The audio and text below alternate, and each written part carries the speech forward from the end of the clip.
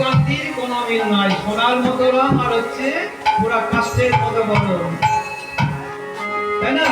কৃষ্ণ কালো, তাহলে কৃষ্ণ কেমন করে গৌর হয়? এতই আমরা মেনে নিতে পারছি না। একই পাশে দাঁড়াই আমার ভাবাবিষ্ট পদকর্তা বললেন, কি বললেন তো? হে জগৎবাসী, হে নদিয়াবাসী, তোমরা একেবারে ভক্তির নয়ন দিয়ে, তোমরা প্রেমের নয়ন দিয়ে আমার গোরা চাঁদের বদলে একেবারে ছুঁয়ে দেখো।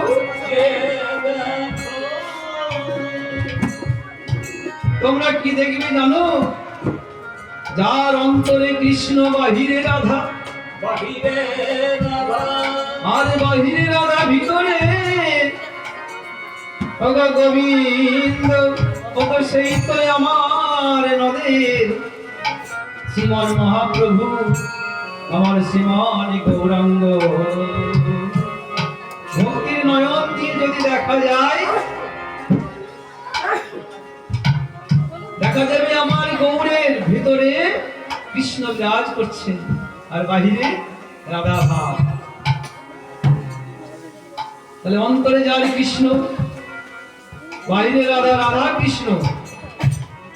আমরা বৃন্দাবনে দেখেছি, দাপরে দেখেছি রাধা কৃষ্ণ আলাদাই আলাদা দুইজন, কিন্তু আমার শাস্ত্র বললেন রাই কানু মিলিত তনু এক হয়ে আজ নদিয়ায় গৌর হয়ে নদিয়ার দ্বারে দ্বারে আজকে এই কলির জীবকে উদ্ধার করবে বলে সেই গোলকে ছিল গোপনে সেই হরিনামে মহামন্ত্র সুধা, অমৃত সুধা তিনি কলিযুগের দ্বারে দ্বারে বিতরণ করছেন।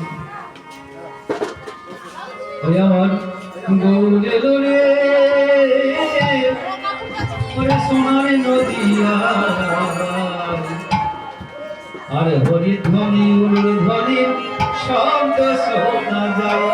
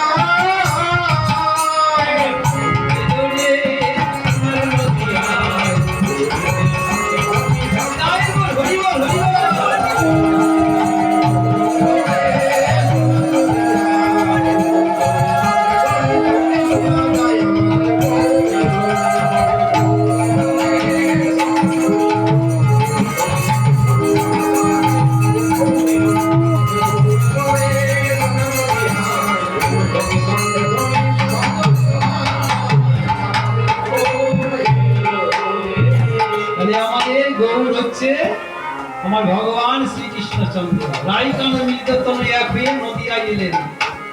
এই কলির কলসিত এই কলহ জীবকে উদ্ধার করবে বলে, এদের তো সময় নাই।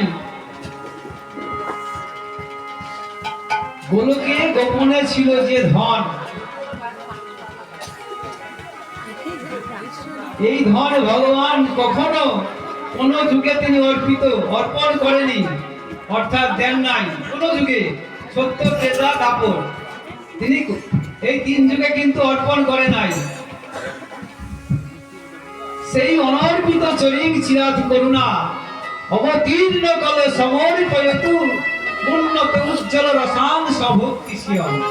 অর্থাৎ যাহা কোন কালে কোন যুগে কখনো অর্পিত হয়নি, এখনো ব্রজের উজ্জ্বল রস আমার গৌর হরি এই কলিভদ্র জীবের দ্বারে দ্বারে জাতির বিচার নাহি করে তিনি বিতরণ করতেন। কোন জাতির বিচার করেন নাই, কোন জাতির বিচার করে নাই গো, জাতির বিচার করে নাই গো, করে নাই গো। সে যেতে সেতে বিলাইল, জাতির বিচার করে নাই গো,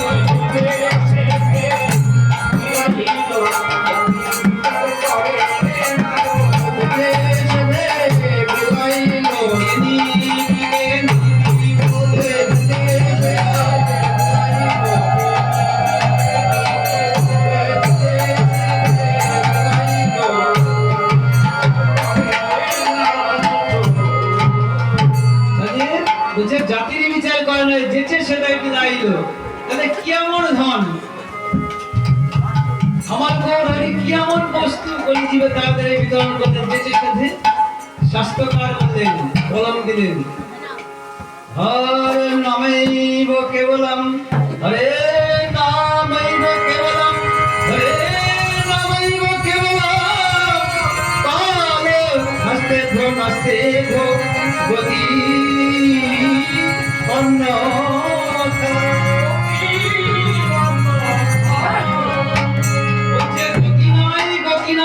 গতি নাই।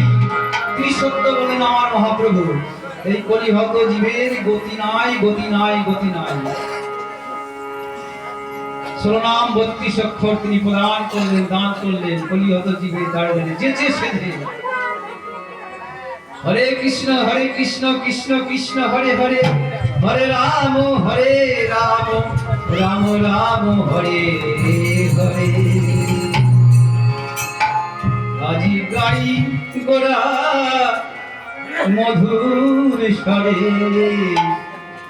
হরে কৃষ্ণ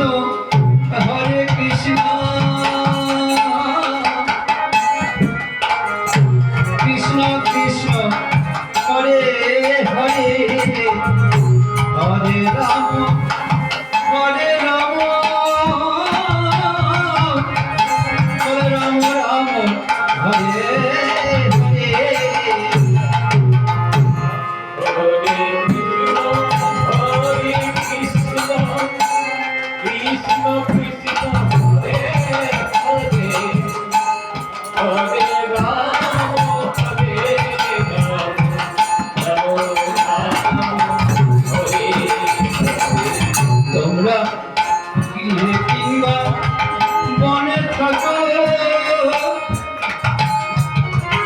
সদা কৃষ্ণ বলে ডাকো,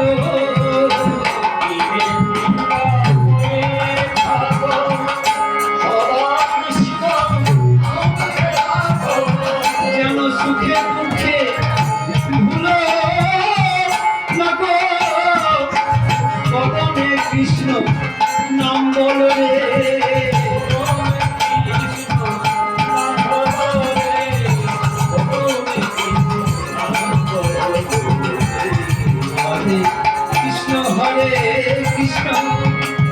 কৃষ্ণ কৃষ্ণ হরে হরে, হরে রাম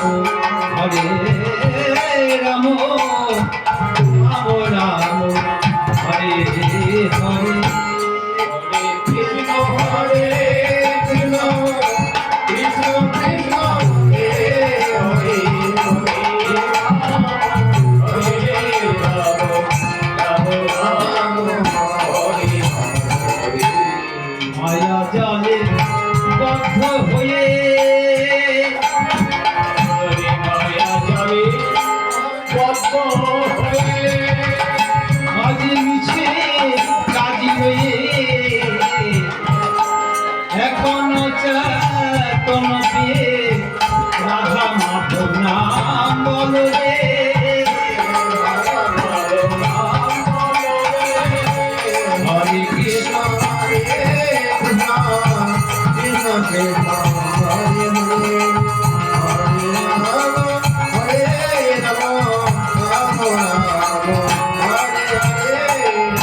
আমার ভক্তি বিনোদ ঠাকুরের নামটি লিখেছেন।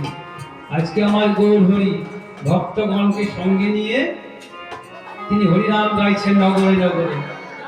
কলিহত জীবের দাঁড়ে দাঁড়ে ঘুরে ঘুরে হরিনাম বিতরণ করছেন। এই হরিনাম ছাড়া জীবের গতি নাই, গতি নাই, গতি নাই। আমাদের স্বল্প আয়ু, তাই না? কখন যে আমরা চলে যাব ঠিক নাই। আমরা অনেকে বলি আমাদের বয়স হয়নি, আমাদের অন্তিমকাল আসেনি। অন্তিমকাল অর্থাৎ বৃদ্ধকাল, তাই না? কিন্তু কার যে কখন বৃদ্ধ আমরা হয়ে যাব জানি না। এই ছোট বাচ্চারও কখন যে অন্তিমকাল হয়ে যাবে কে আমরা কিন্তু জানি না, তাই না? অন্তিম মানে শেষ সময়, কখন যে কাল হবে চোখের সামনে দেখছি ছোট বাচ্চা অন্তিম কাল হয়ে গেল, তাই না? আমাদের চারি মহারাজ আছেন, মহারাজ, তার মধ্যে অম্বরীশ মহারাজ, প্রহ্লাদ মহারাজ, অম্বরীশ মহারাজ, ধ্রুব মহারাজ, পরীক্ষিত মহারাজ, চারজন মহারাজ আছেন। তার মধ্যে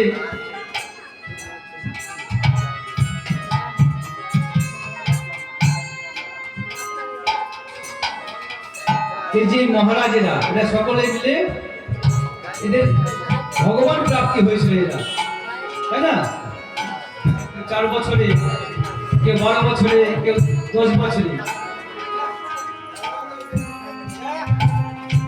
এরা ভগবানের চরণ লাভ করেছিলেন। এদের পরমায়ু ছিল অনেক বেশি।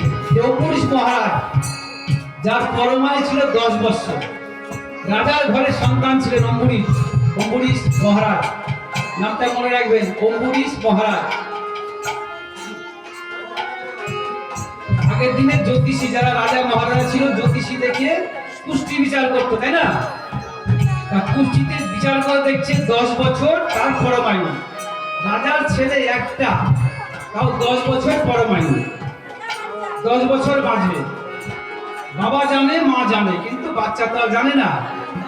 যখন 10 বছর পূর্ণ হতে, যখন 7 দিন বাকি আছে, আর 7 দিন এলে পরে অম্বরীশ মহারাজ পরলোকে চলে যাবে, ইহলোক ছেড়ে পরলোকে। হরে কৃষ্ণ। তো অম্বরীশের বাবা, অম্বরীশের পিতা অম্বরীশকে ডেকে জড়িয়ে ধরে কাঁদছে। কেন?